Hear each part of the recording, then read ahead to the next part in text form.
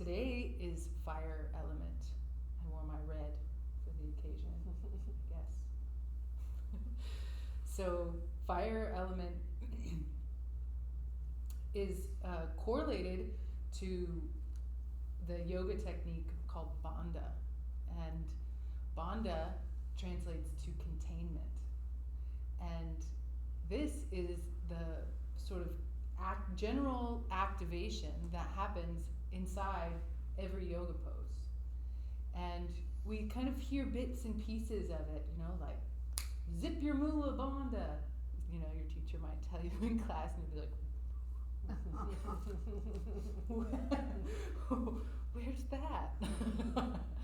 So the approach that we'll take today is slow and steady, and it's sort of identifying each of these activations, each of these bandhas, so that you can really feel and know that all of your containments are in place. And we've touched on it in previous sessions, but we'll review it today, and then we will work.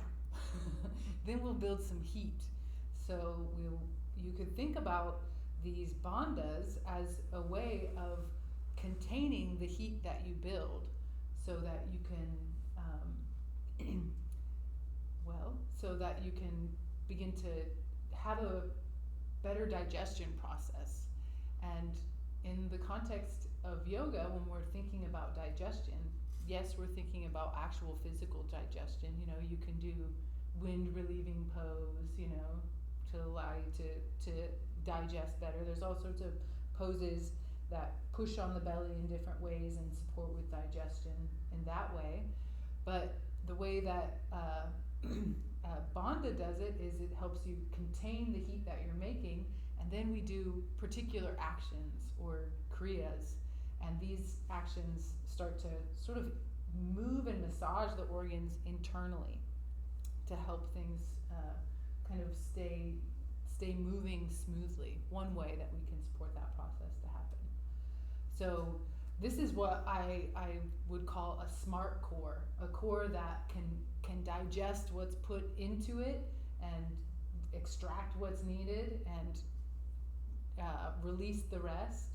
And in the context of yoga, we're not just talking about food, right? I said digestion, but we're also talking about digestion of movements, digestion of life experience, digestion of relationships. So we sort of have to metabolize all of those things.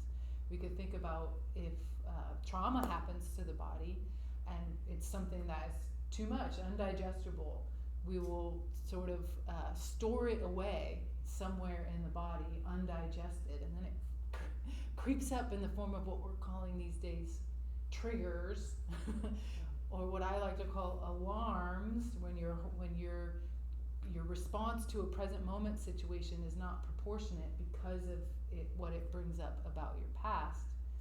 So these movements begin to start to get all of that stuff moving. We start to get your ocean churning so that you can begin to digest the past, so that you can clear it out and no longer have it impacting your immediate decision making in the same way. So these show up in our life like fear or shame or guilt, undigested emotion, negative emotion usually, because positive emotion, it's a little easier to digest. We're a little less averse to it. But negative, being able to digest and process negative emotion from the past so that we don't get stuck in it. Something that happens when there becomes feelings or experiences that are undigested and we've been unwilling to feel them. We get trapped in that range of emotion. It's almost like what we're avoiding becomes where our range gets limited to, so we can no longer experience, the range of human emotion in the same way. So if we block ourselves off from one thing, we no longer get the other thing. Likely, if we won't feel our shame or our fear, we won't either be able to experience joy or pleasure in the same way.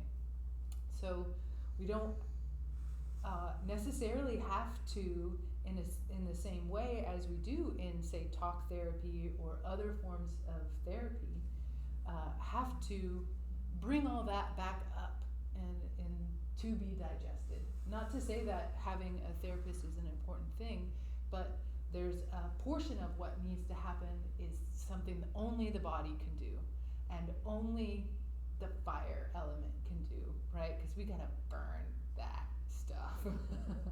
And at first, if we haven't been feeding our fire with good things, that there'll be sort of like black smoke or kind of all sorts of sometimes symptoms of undigested material starting to get digested. But we don't have to worry about that. We just have to keep doing our practice.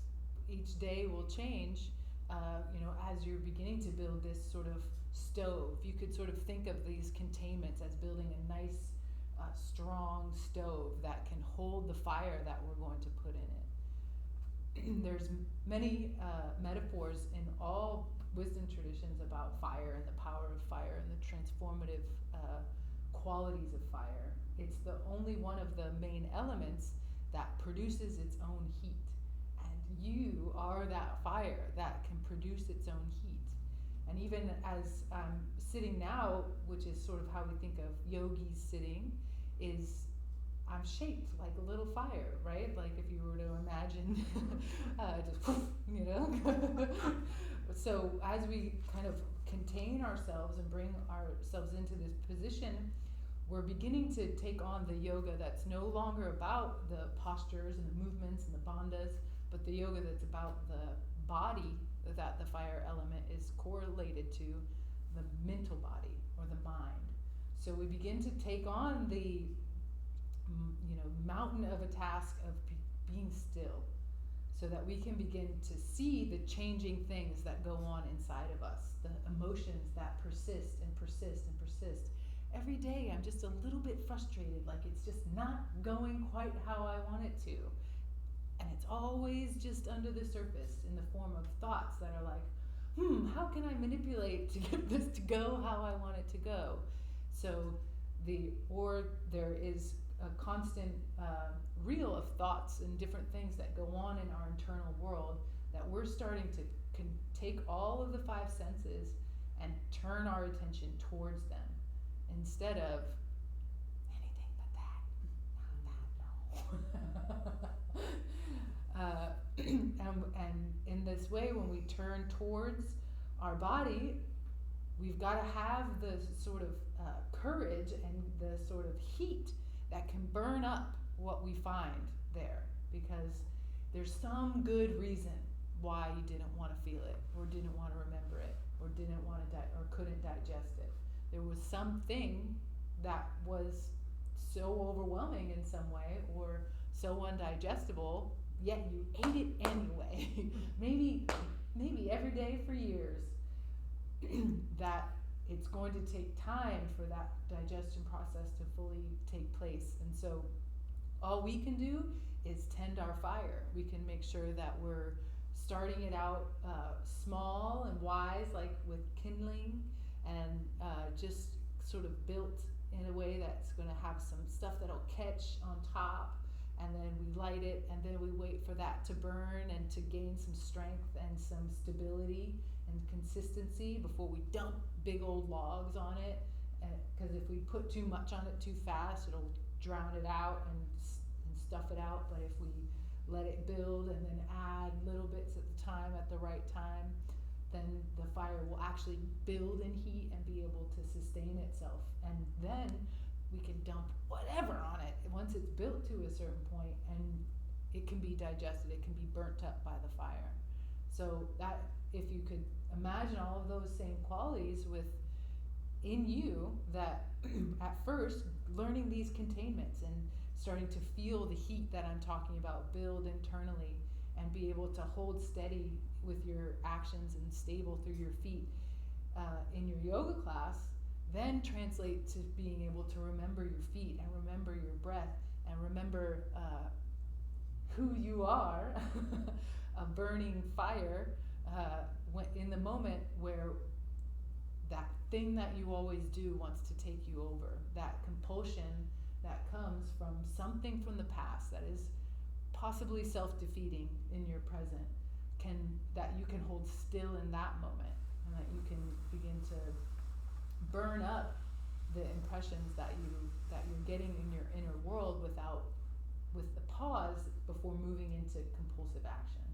So we're learning about the compulsive actions that our body has in our movement patterns through taking bandha, which is a very particular way of taking action. It's not like do it like this or like this and this or this or however you feel, right? And sometimes in yoga classes it's like do it like this or whatever you want. That's not today for us, right? So this is today. This is experiencing it in this particular way and getting a little heat built so that you can feel what it's like to contain the fire that I'm talking about. And then when you move into your everyday life, or you move into other yoga classes that you're in, or you move into workouts that you're doing at home with your, whatever, with your TV, however you're moving, you hold those bandhas, even if it's not yoga, because you've got to, eat a whole lot of life experience even when you're not at yoga class, right? So being able to hold that stability and that containment in your daily life starts with these formal practices, but really moves into every area when we're starting to think about yoga as a path to experiencing more freedom and fulfillment in our life, which is really what it's about. It's about getting free of the past so that we can be present and joyful and free in our present moment. So we've got to burn what no longer serves us. And these practices that we do of hatha yoga they're not only about burning, although I do love the fire, right? They have a lunar quality, and there is an equal need for the water element, which was our last workshop, or that passive quality, or that ability to relax and receive and let go.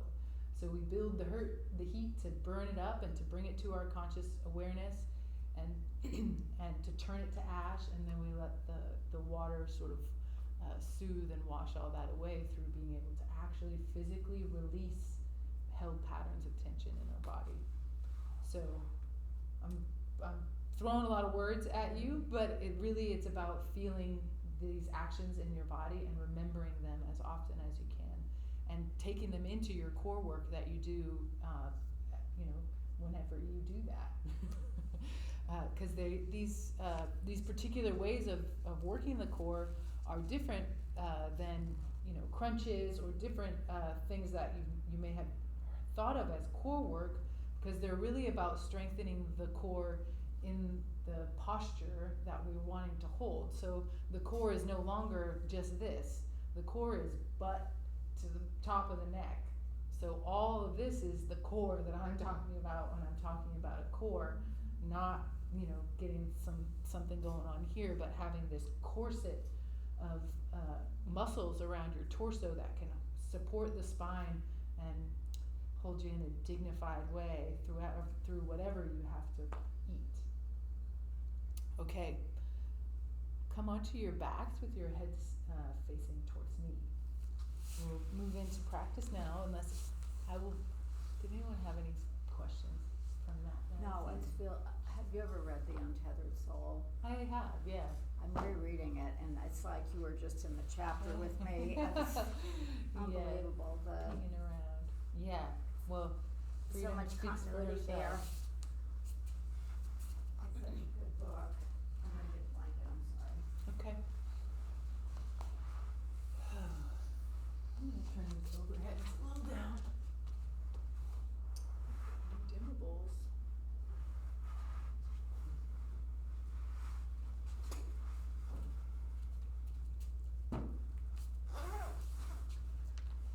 Hopefully we'll warm up soon. Okay, so if you've been to any previous class of mine, you may have heard some variation of this sort of foundational activation through the core actions. So these are the actions of bandha that I was referring to in the tee-up or the beginning of the class.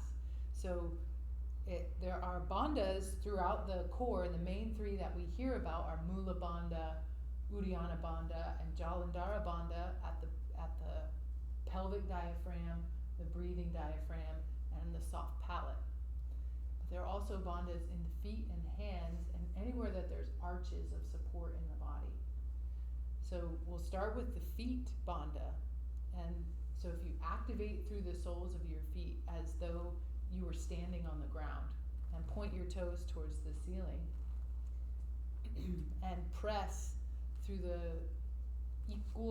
equally through the four corners of your foot down and away from you.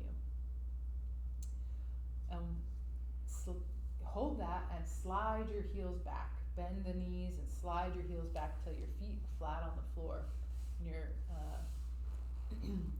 feet are directly underneath your knees. Good. And now you have the floor for feedback. Activate through the four corners of your feet. So ground the feet down and lift the toes. And broaden the foot side to side as much as you can, and lengthen the foot front to back as much as you can. So all of these activations with the toes lifted, and then, if possible, grounding just the big toe.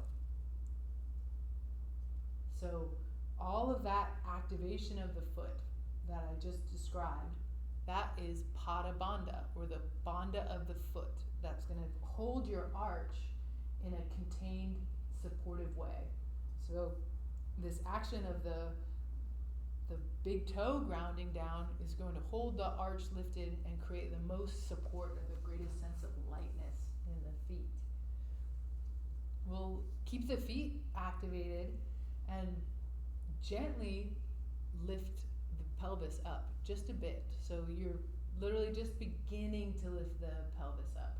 So keeping the feet activation in place, we'll move up and talk about Mula Bandha, or the pelvic activation. And this is from front to back at the urethra, in and up, at the perineum, in and up, and the anus rectum sphincter, in and up. So a containment at all of those places. And I name them specifically because it may take some time for you to be able to feel and actually recognize if all of those places have been lifted up separately. We could have a whole practice, a whole series of practices just on pelvic floor support and reactivation. But now that you've kind of heard all of those different areas, can you bring a breath in and down and hold your feet in that activation, and just notice, is there an area of weakness for you here? And is it felt most at the urethra, at the perineum, or at the anus?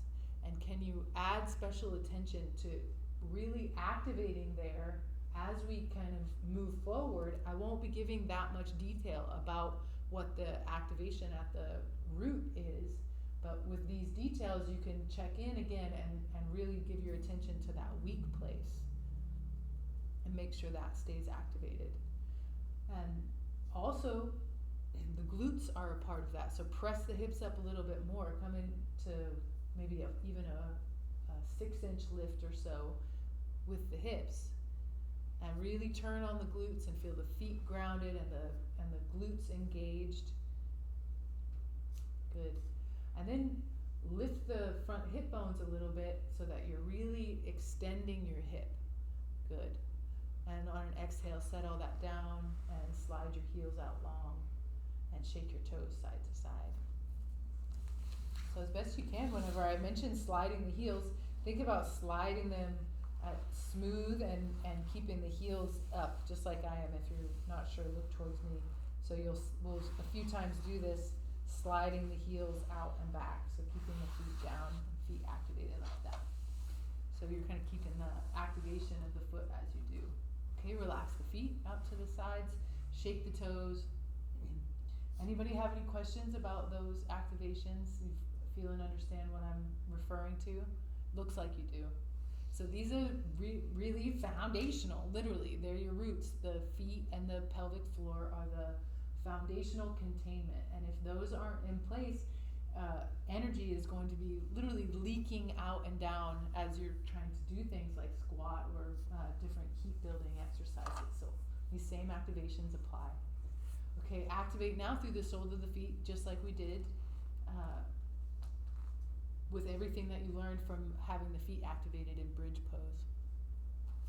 Good, so staying there, good. And the glutes are on and the pelvic floor is lifted. So all of those containments that we visited in bridge are in place. You want us to move the feet? So the feet stay there, but Okay. what we learned in bridge is applied at the pelvic floor and in the glutes. You following? Okay. And then the front hip bones are lifted and the low ribs move in the back towards the floor. And we can really get a sense for what deep core activation is like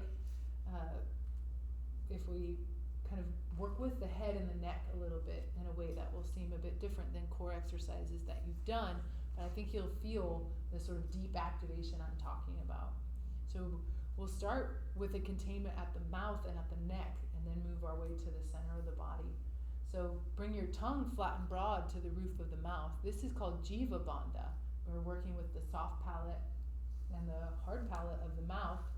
Tongue's flat and broad, teeth are slightly parted, about as much as if you were going to accept a straw, and the lips touch.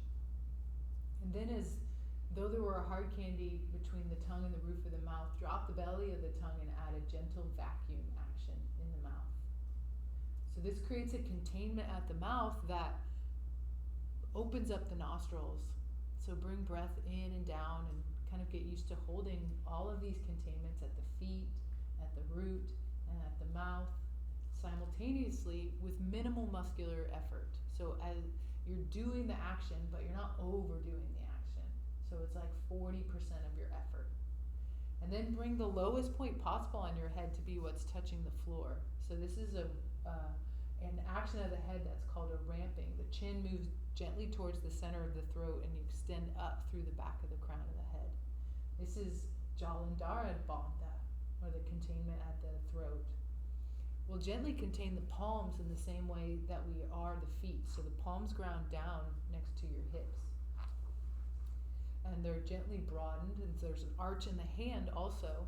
So when we ground the palm in this way, it activates through the back and the shoulders. So actively follow that broadened hand to a lengthened arm and a broad back. So think about spreading your shoulder blades as much as you can at the back body. And then, again, find minimal effort to do this. Great.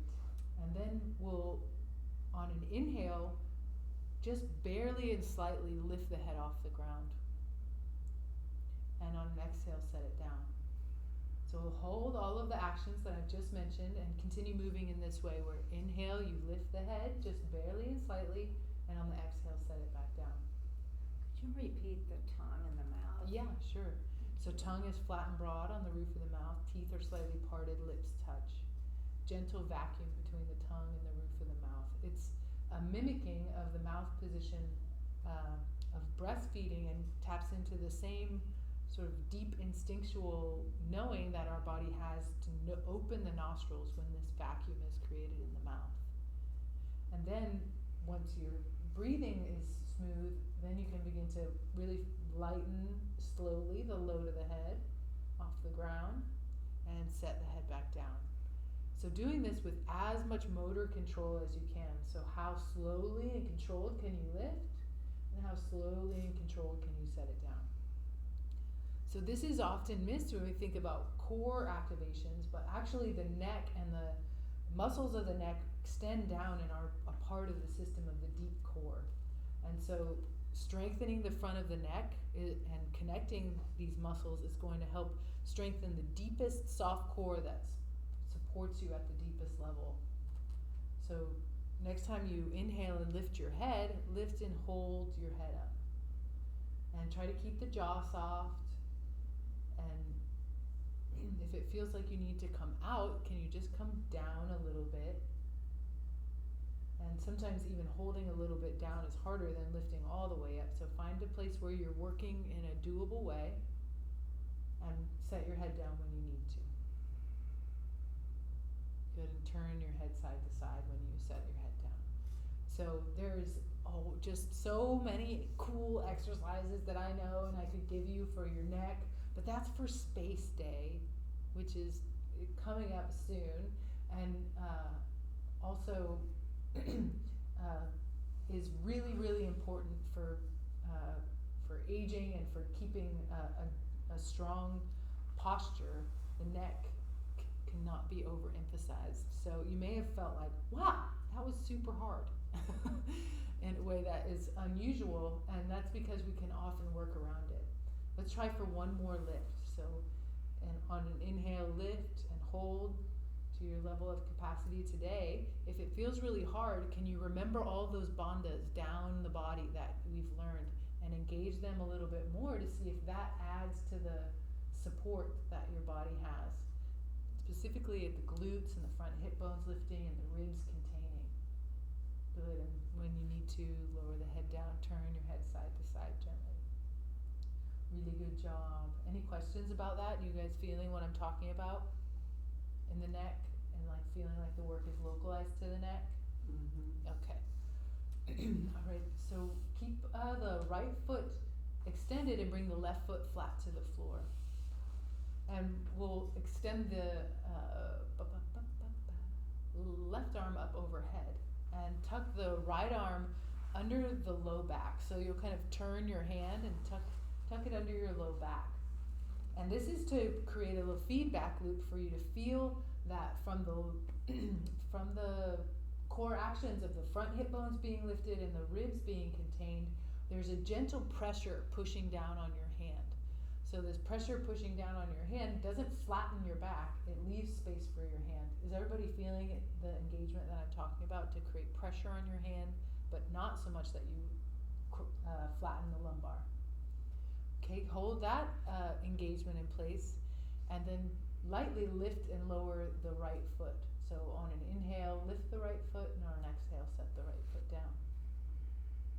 So feel that the engagement of the foot doesn't create the knee, a lockout at the knee, and see if you can really feel this action coming from the front of the hip.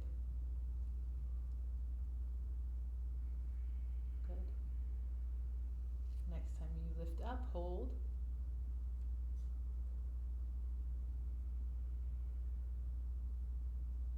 And ensure that the glute is a part of this and that you're broadening through that foot.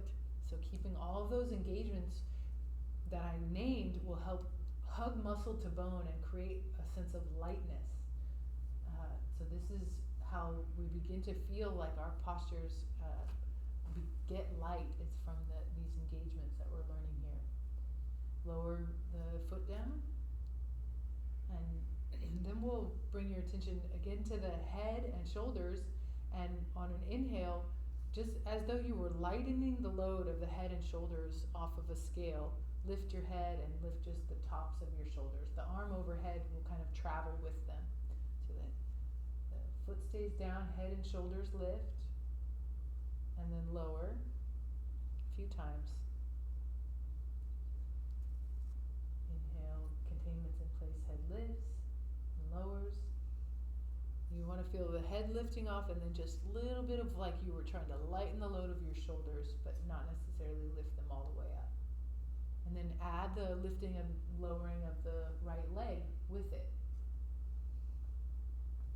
Inhale, leg and head and shoulders lift. Exhale, lower.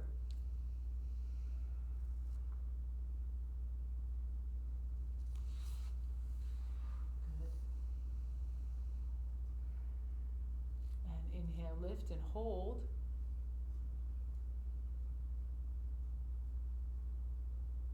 Good. So this posture is designed to help you keep all of those containments and then build this internal heat from deep in the center of the body. So as you build this heat, you may experience some shaking, or you may have your heart rate elevated, but try to keep your breath smooth and in and down.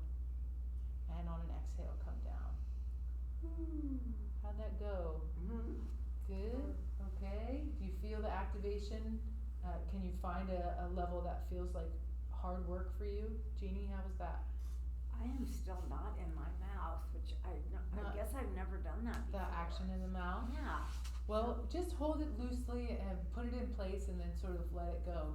But if you can just place it and put it and try to find a gentle consistency between the tongue and the roof Basically of the mouth. then the tongue, that's kind of the containment area. Yeah, the Okay. tongue to the roof of the mouth is the main containment. So if the suckling or any of that action confuses you, just let that go. Okay. Okay, so switch sides. Bring the opposite arm up and the opposite leg down. And we'll start with a few times of lifting and lowering the leg. So this is called a McGill crunch. This comes from physical therapy because it's an exercise that rebuilds the structure of the core in a way that supports the spine. So lifting and lowering the leg brings in the lower body and the front of the hip. So you're doing that now. On an inhale, lifting, and exhale, lowering.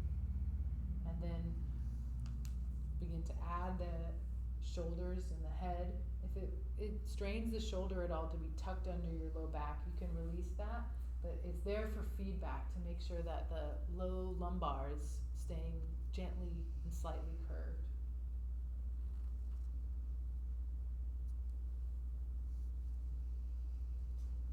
Good. So it's just about a 6-inch lift of the foot, not much of a lift.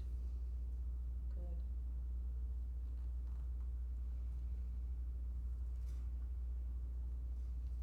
And lift and hold. Good.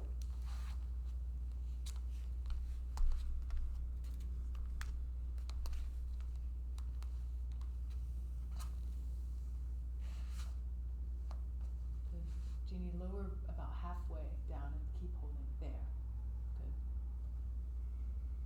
So it's actually a little harder in that lower position because gravity kind of is pushing on it. So try to just, after you recover, try one more with just a softer lift. Coming down when you need to, and then going back up once you've recovered.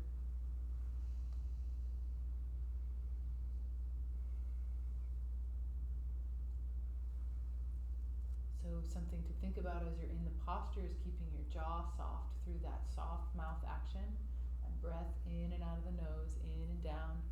And it's not going to fill the torso in the same way when you're holding that containment. It's going to be more like breath touches at the center of the body and moves up and down at the same time. Okay, bring the heels both back up, heel toe the feet out wide at the edge of your mat, and just windshield wiper your hips side to side. So drop the knees towards the right and the left. This is just to sort of release any tension. You can turn the head the opposite direction. So this can be a little simple thing that you do at home, the McGill crunch, and then windshield wipers in between, say 3 or 5 sets of alternating those. And just from that alone, your core will transform. It's amazing. So I can't overemphasize the importance of kind of keeping the low lift of the head. It's really what starts to work the front of the throat and the neck. Where is our chin again? The chin is kind of moved towards the center of the throat as you extend through the back of the crown. It's called a head ramp. Okay.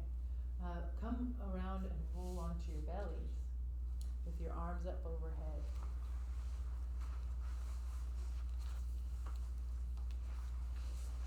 So where we're headed next is sort of the beginnings of a plank work. So both arms will be out overhead and one leg will be out to the side. We'll walk your arms back here. The back knee will stay down. Back knee will stay down and the right knee will stay down, and we'll just be lifting into this little supported Sphinx creeping bridge and lowering back down. And just the center core containments that I mentioned are being activated so that you can lift, and on an exhale, you're lowering back down. Really try to bring the palms right underneath the elbows right underneath the shoulders. So we're in kind of an exact position with the arms.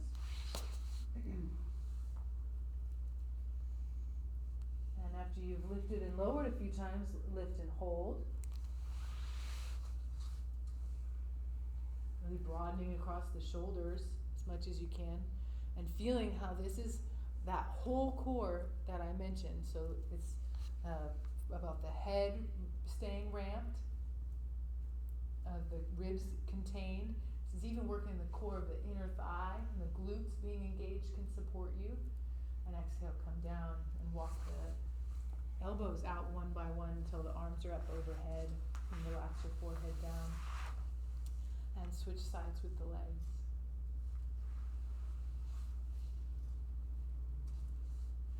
So if you had any pain in the sacral area with that, please let me know.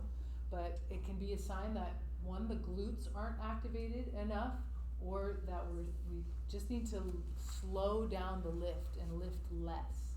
So walking your elbows back, we'll take a few repetitions on this side. So really don't rush through the very initial lift. Doing your best to feel the lift at the root containments I mentioned. And broaden across the back.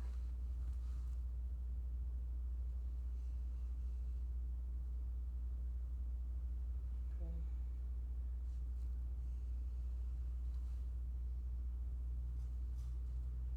And next time you lift up, hold. Good, so this is working the upper back and the underarms. This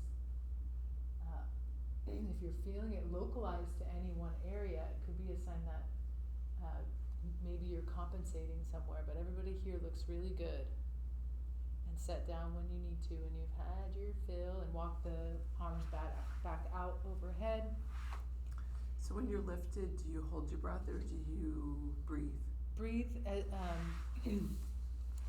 so breathe into whatever space is available in the torso, right? It feels really kind of contained and constricted there, but the breath will still move in, and it's like it moves more laterally or in the back. So the front of the body isn't going to receive the belly breath in the same way, but you can still bring breath in and down. This is also a good time to, if you're familiar with Ujjayi breath, have you ever done Ujjayi? To apply Ujjayi, because then that's going to add even more heat. So let's do that one more time each side. And let's apply Ujjayi. So walking the elbows back. If you're not familiar with Ujjayi, it's a containment of the glottis and the throat. And the action is like if your mouth were open and you were fogging up a mirror. And then close the mouth and hold that bandha in place that I just mentioned earlier. And then breathe in and out of the nose with that containment in place.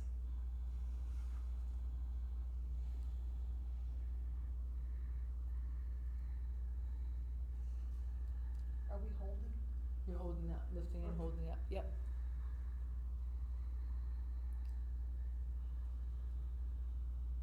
Good. Okay, and come down. When you need to, flow the arms out overhead and the leg to the other side, and then lift on the other side. So now this is a little yoga flow for you from one side to the other. Elbows come back, lift up, hold. Once you've reached capacity, come back down, switch sides, walk the arms back up, lift and hold. So keep moving side to side at your own pace here in the room.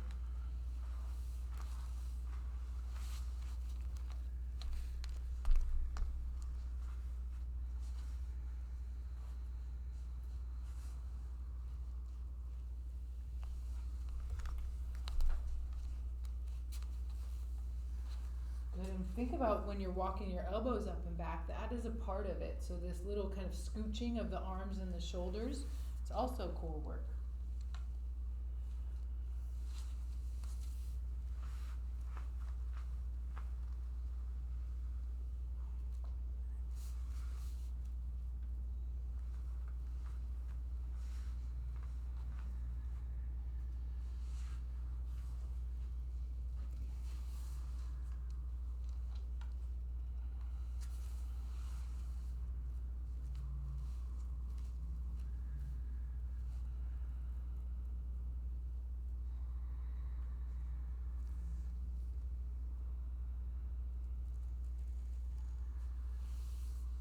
So I'm leaving you to it to move back and forth, but if you find any questions come up, or you're not sure, please let me know. But the best way to learn this in a way where you'll be able to repeat it at home is to sort of struggle through it a bit. Everyone here looks good.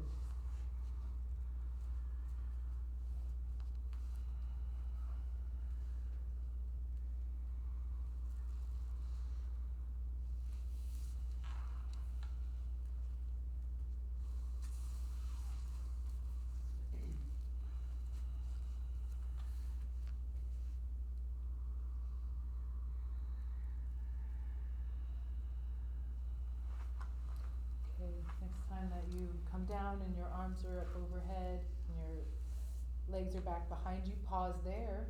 We'll talk a little bit about the back body and back body activation. So with the palms overhead, ground the palms and ground the tops of the feet. So this is another way of creating containment by grounding down. So as you ground down with the palms and the tops of the feet, also lift the front hip bones and create that action with the glutes that balances the pelvis. And contain at the low ribs and gently ground the head down also. Good, so feel all of the front body engaged in this way from all this downward activation. Hold all of that engagement of the front body in place and now lift the head. And you keep the head ramped, so looking gently back, maybe just towards the top of your mat, barely lifting. Good, and then lift the right arm. Good. Try to keep the lower body still grounding down. And then lift the left leg. Good. Set the right arm and leg down and lift the left arm and right leg. Keep the head up. Keep moving in this way, back and forth, side to side. So the foot that comes down and the hand that comes down, ground down, and the leg that lifts up still keeps engagement through the front of the body and through the center of the core. Good, move slowly with your breath, exhaling down, inhaling the other side up.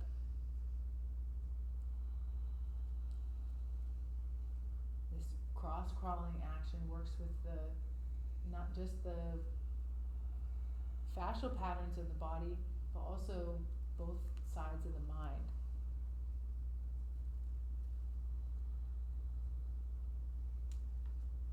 The next few rounds move about half the pace that you're going. So slow is the faster way. Motor control and stability is what we're after.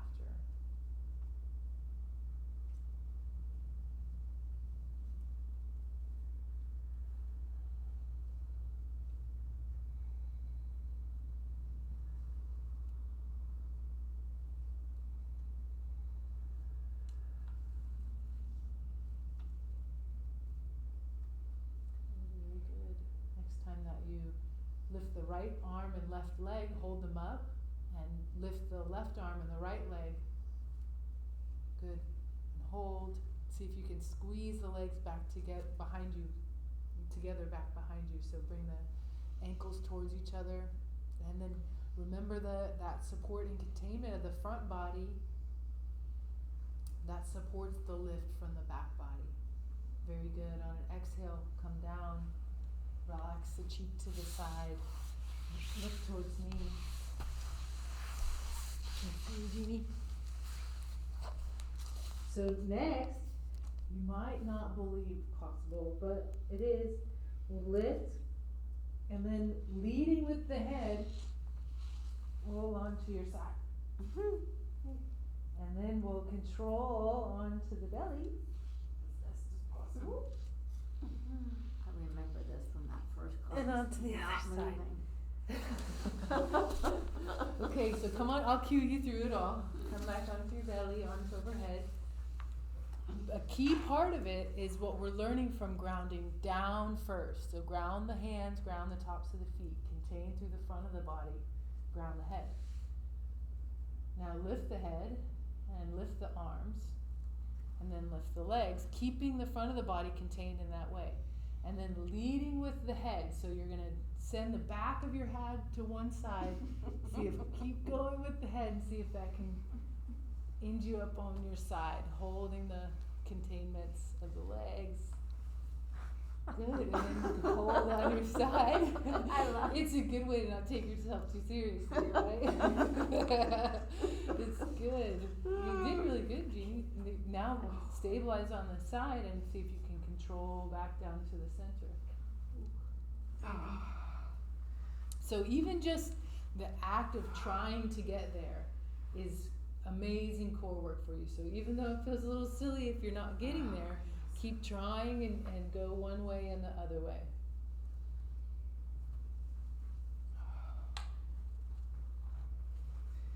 And you're not supposed to like, Use your Push feet. down. you're not supposed to push down. Yeah, it's like, where am I gonna find this? Can I see you do it again? Yeah.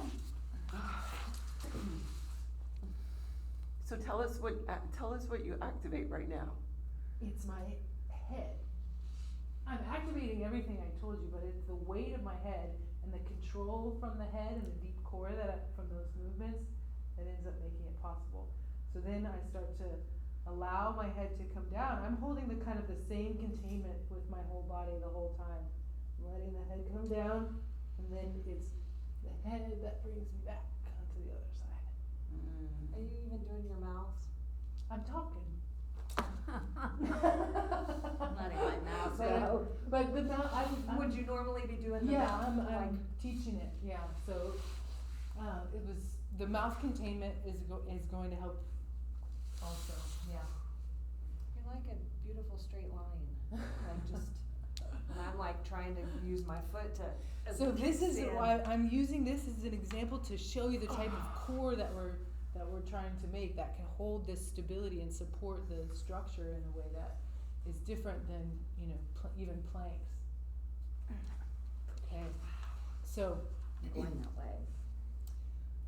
just the head lift and the back body lift and trying to go to the right and then coming back to center and trying to go to the left, right? So now we're like super women. I don't know if you noticed.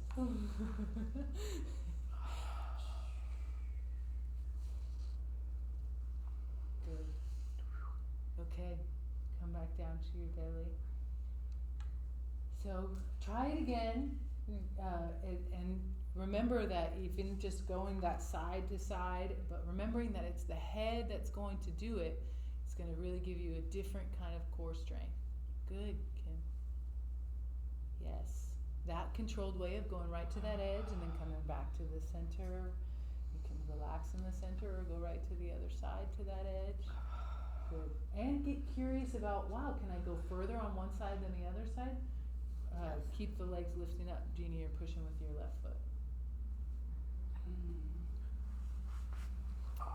Okay, everybody press up onto all fours and then back into child's pose, wide leg.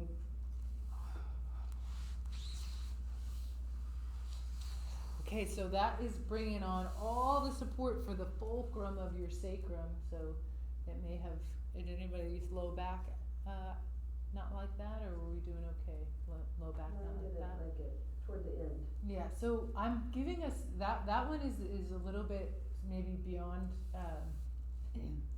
beyond where I would go right now. Just do the lift and hold in the back, and there's a lot more progressions that we could do that would get you there in a pain-free way. Okay? Alright, come onto all fours. Come up and your knees are down. Alright, I was trying to get, that was one of my goals, get that jack down, feel enough heat. Okay, so we'll be hearing crawling position, hand activation is in place, and the core actions are in place up the center. So the thing that can tend to happen in crawling position is we dump, so press the floor away and hold all the core actions that we've been doing in every other position in place. Good. So crawling is a really great core exercise, but so if you have grandkids, crawl with them. If you want to take it up a little bit with the toes tucked, Press through the floor and lift the knees an inch and set the knees down. Lift the knees an inch, set the knees down. So just try this 1 inch lift at first. Good, and then 1 inch lift and hold. Remember to ramp the head, chin towards the center of the throat, extension through the back of the crown. Good, and lower down. Okay, super good core exercise. Now, we're going to move it. So we'll crawl, cross crawl, right arm, left leg, left arm, right leg.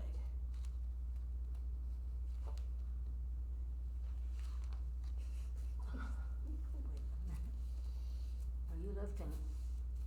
Are you just like, Opposite arm, Crawling. opposite leg. Yep, but my knees are up, so I'm, okay. it's like it's a Thought- bear crawl. Oh my gosh. Ow. Your You made knees it are look just so easy, and barely it up. is not. Hmm? Did you hear me? What? I said, you made it look so easy, and it is not. Both knees are up? Both knees are up, yep. Okay, so let it go. Alright, so this is, again, an example on the far end of how crawling can be a core exercise. You can feel how much core activation through the whole center has to take place. But the same core is being worked, and you can work your way up to feet, knees being up through just a knees down crawl. And then you have the support of the whole shin. So the goal here is as little side to side action happening as you can. So my spine is completely straight and supported down the center. So start at the back of your mat and crawl towards the front. Left opposite arm, opposite leg.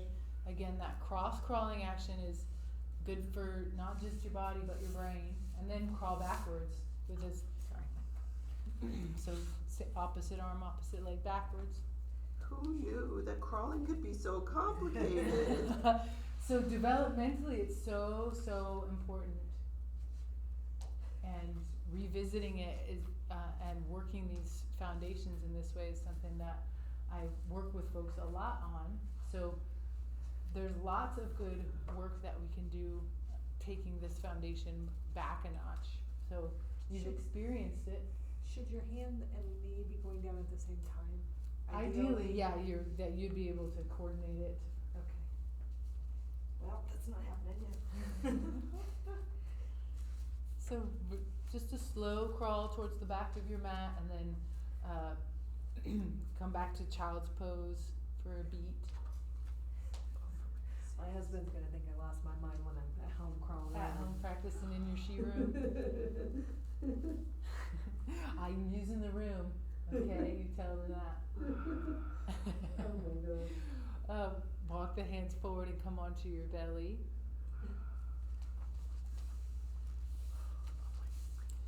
And we'll do a little throwback from the water class. If you were here, we'll do a lower body infant roll. So both arms up overhead and lifting the left leg just high enough to clear the right, and cross the left leg over the body. So it's a big hip extension. Reach with the foot. Keep reaching with the foot until you roll onto your back. Ooh, you drink. Whoa.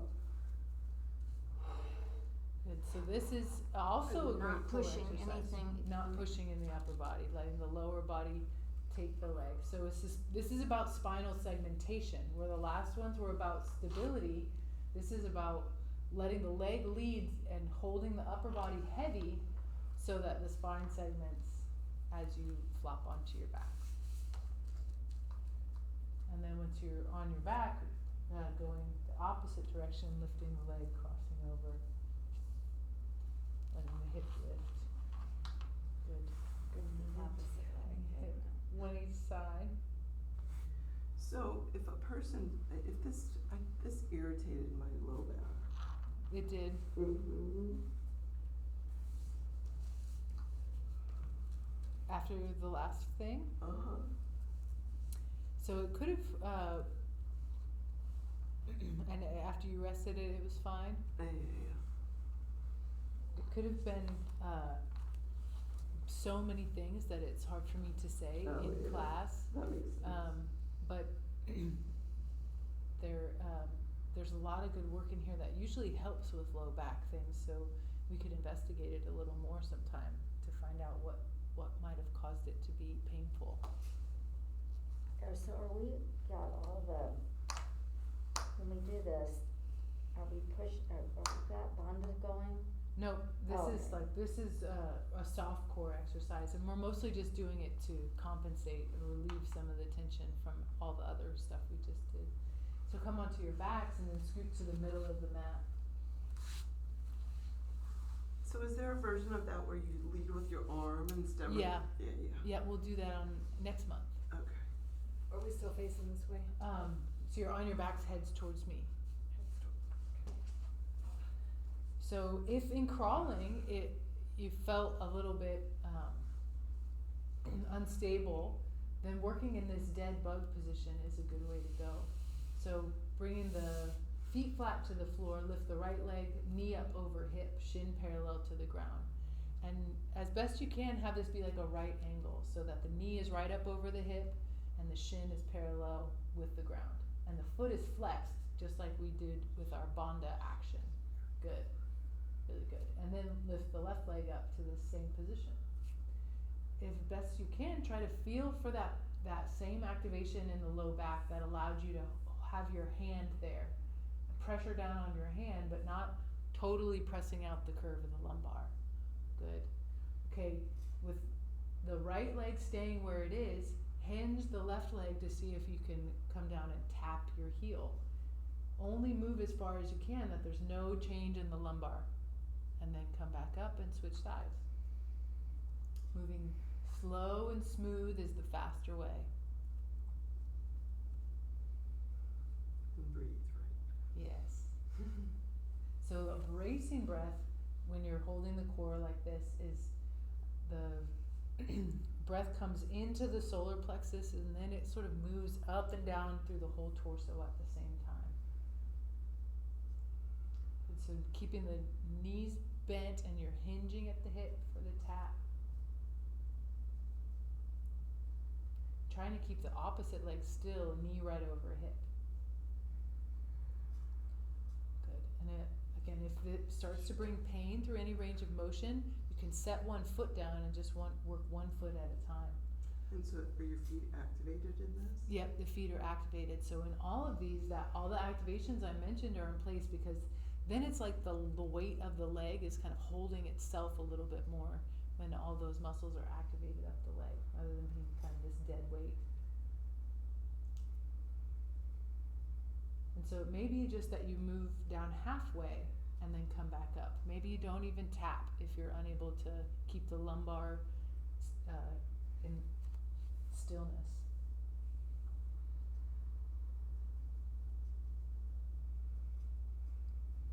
Good.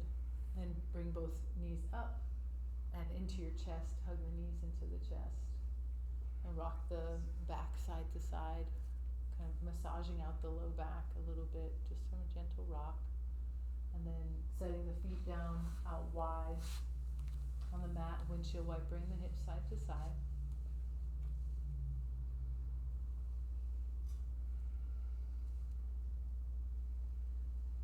Good, so this is in an effort to get hip extension, so really driving the knee away from you and activating the glute of the top leg and then turning the head the opposite direction. Achieve our goal. Big hip extension out and rolling to the other side.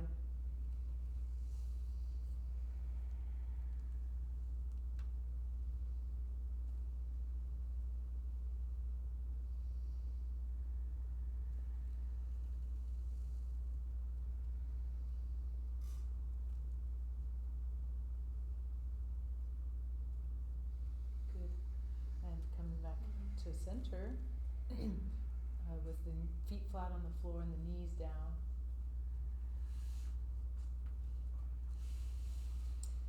So, sorry, feet flat on the floor, knees are up. It's like a bridge. Knees, how do you even do knees down?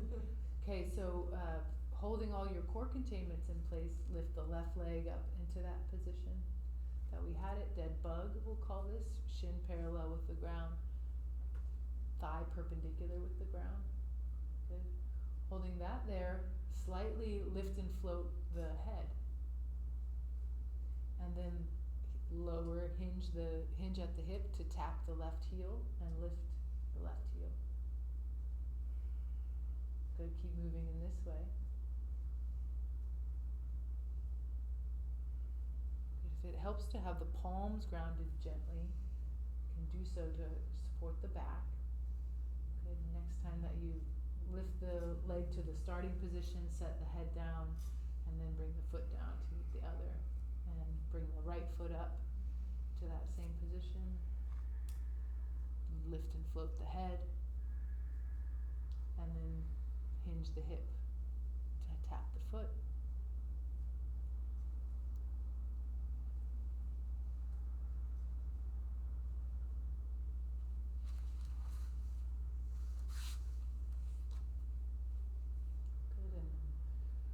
Good, and set the foot to the start position, set down the head, and then set the foot down. Jamie, Okay. I know I'm doing this, I'm getting it all in my neck, I don't know if Yeah. that's fatigue right now or, lack of, Yeah, I think you're lifting a little bit too high with the neck. Remember, it's just like, even if you can't even lift the head weight totally up off the floor, trying to keep it where the work stays in the front of the neck and doesn't move into strain in the back of the neck. okay. Okay? Come onto all fours, so roll over and come onto all fours. We're going to do just a little bit of that sort of churning action that I mentioned at the beginning of class. So we'll be on all fours, and you'll shift your weight to the right and lift the belly in and up. As you come to the center, let it go. Shift over to the left, in and up. So you're holding the bandhas by holding the tops of the feet and the hands contained. And this action is just whatever amount you can have a sense for moving the abdomen in and up in that way, and then releasing it in the center. So then it's kind of like a figure 8 action, side to side with the torso.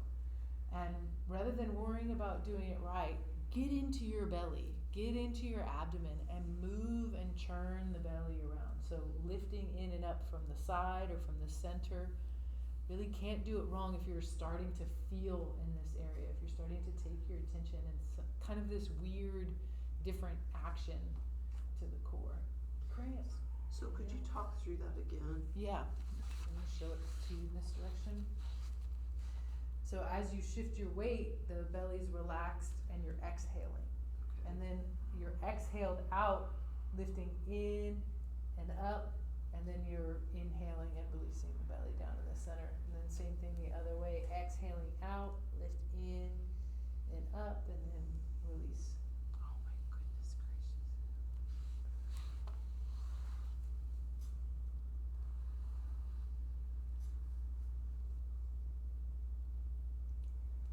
Okay. And come into the center, and then place your hands or your elbows down where your hands were. Extend your left leg out behind you, dropping the knee down, and then come back down into this position with bringing the right leg out to the side, the creeping position we started in, and then walk the arms out. And a few times just switch the legs side to side. I find that really hard to do on the mat because it's stiff, because I stick. Yeah. It's kind of better if you can get your knee and leg outside of the mat and then Yeah. onto the floor, and it slides a little smoother. It might be something to try at home just without your Yeah, mat, it's or, like- or you could even scoot back off It's the the mat. one that you're moving up from the mat that Yeah. sticks a lot. You know what you could try to do is just bring your upper body on the mat, let your lower body be off the mat, so scoot back.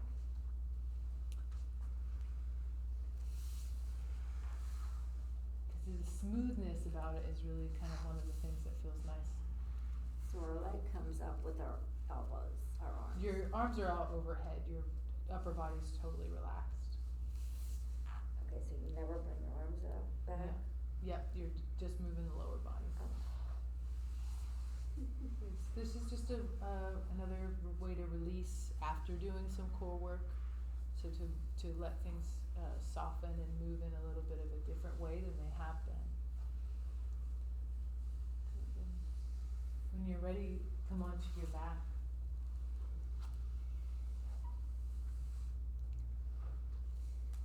And when you get onto your back, gently remember the core activations. So it's like you're organizing yourself inside of the core actions and then releasing the effort.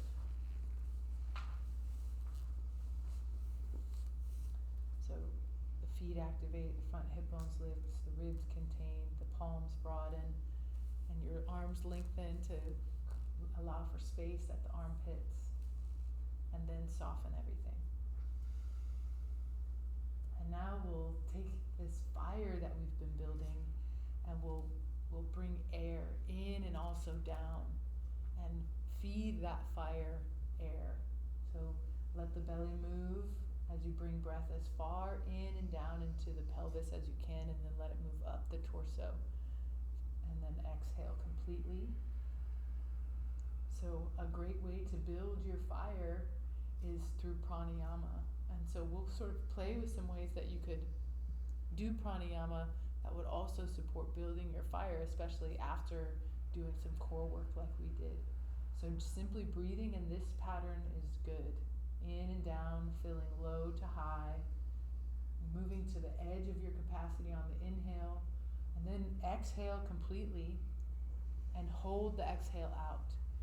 So exhale and suspend the breath out, hold, and then bring breath in and down, and imagine this combustion happening from the air being starved out and then filled again, and then exhale completely.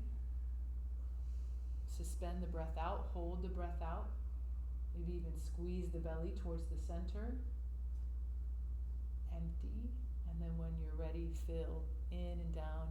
Breath moves in all directions and the torso fills all the way up, good. And then if you can, one more time, exhale completely, suspend the breath out.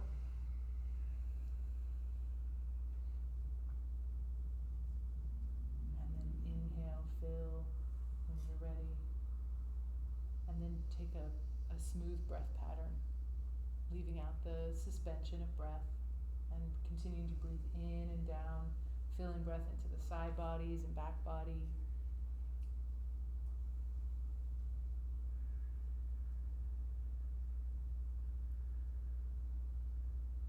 Release all effort of the body and just attend this breath that is filling up the whole core of the body, as though it could move all the way down to the pelvic diaphragm, and then feeling the diaphragm at the torso moving down through its full range of motion.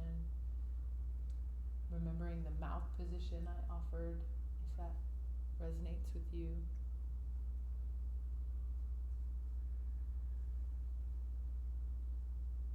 So exhale, and this emphasis on exhale can help clear away any of the stirring that happened during our core work. So if your fire had to burn up anything, it's like you're clearing the exhaust by emphasizing the exhale.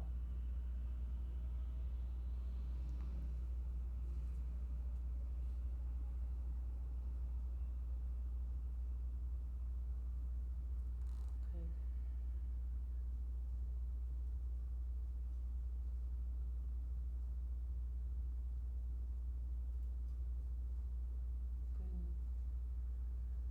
We'll begin to come up. Listen to my cues before moving. Thinking about turning the head first gently and letting your head roll you slowly to your right side. You can use the other body parts to push, but just really let the head lead the way as you roll onto your right side, and in a really relaxed way come into the fetal position on your right side.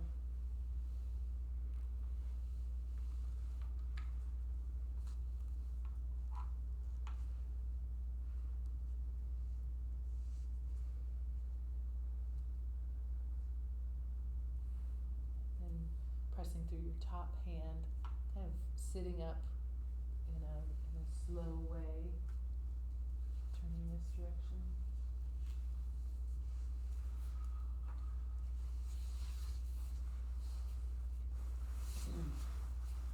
Bringing your hands to your solar plexus.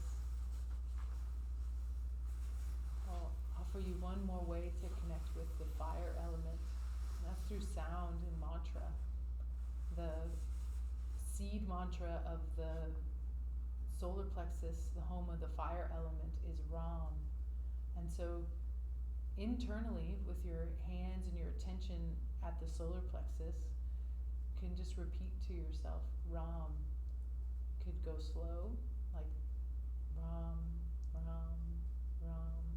And this is internally centered at the solar plexus, or you can move fast. Ram, Ram, Ram, Ram, Ram, Ram, Ram, Ram, Ram, Ram, Ram. If you like to bring it to your lips and speak it, or even sound it out, that's also fine. Another way to connect with the sound.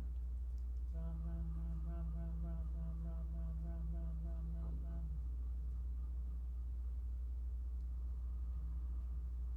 And release the mantra. This could be something that you even include in your core work if you'd like to bring a more spiritual approach to tending your fire. So thank you so much for your core work. Jai Agnima, fire element. Thank you. Yes. How did it go? Do you guys have any questions about that? I hoped to leave you with a few things that you could play with at home, a little different way to think about core work and those containments. If you take nothing else away, McGill crunch and that head lift will support aging with grace, because it's really what starts to kind of get degraded is our strength at the neck faster than we think. And so both those little head lifts in the back and in the front will help keep that core strength. But do all of it, it's all good. So basically, or not basically, but I just, for myself, Yeah. it's probably good if you can focus on the front of your neck. Yeah, it's especially because that's where you were sort of feeling it. So what I was seeing was the difference in what you were lifting about here versus what I'm looking for is something like this. Just a little bit of a lift, that will really focus it on the front. And then same thing in the back. Lifting here, if you want to start to get into some other things, we will, in the air segment, be really focused on the neck, or the shoulders, and then in the space element session, really focused on the neck. So if you found neck pain creeping up in this, I really recommend coming to either of those, because it usually has to do with mobility issues in the neck and the shoulder. Yeah, so